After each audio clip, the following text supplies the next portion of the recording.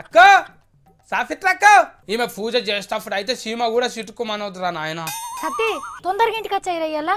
అమ్మయ్యా అయిపోయింది అక్క పూజ. కూరేమన్నా తెచ్చినవా? అయ్యో రామచంద్ర ఎప్పుడు అదేనారా నీకు? పూజ చేస్తుంటే కూడా తిండి ముచ్చట్నేనా? ఈ మాసంలో పూజ చేయబట్టే నెలంతా నీర్సు లేకుండా చేసినావు నువ్వు. ఇంకెప్పుడు అయిపోతుంది? ఇయ్యాలతోని కార్తీక మాసం అయిపోయిందిరా. ఇదే లాస్ట్ కార్తీక మాసం అవుతారు. అవునా అక్క? అబ్బా నోరంతా సఫపడిపోయింది అక్క. నెల దినాలంతా ఒక్కటే నా దినాలి అక్క. నువ్వు అనుకున్నట్టు నేనేం వండలేను రయ్యల్లా.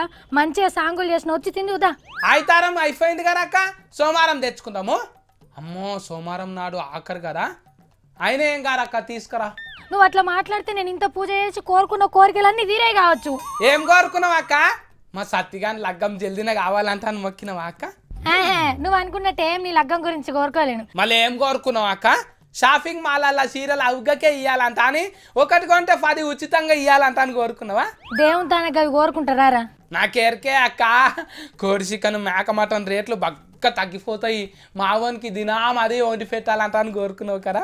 ఒరే నాయన పూజ చేస్తున్నారా, నీకు దండం పెడతారా నాయన? అసలు మాటలు మాట్లాడకు. నేను అడుగుతుంటే చెప్పవేంటిది అక్క? ఏం మొక్కున్నావు అంటే? ఏం కోరుకున్నానా? జనాలకి చిల్లర తిప్పలు తప్పాలని కోరుకున్నా తమ్మి. మనకు కూడా ఎట్లా తిప్పలు అవుతుంది, అందుకోసమే మొక్కుకున్నాం.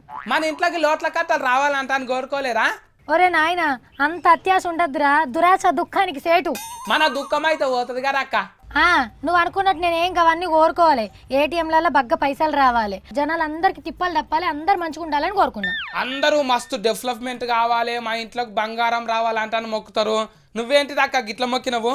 అవన్నీ నీయాసుంటోడు కోరుకుంటాడు, నేను అట్లా కోరుకోలే. రైతులకు గిట్టుబాటు ధర రావాలి, పంటలు మంచిగా వండాలని మొక్కిన.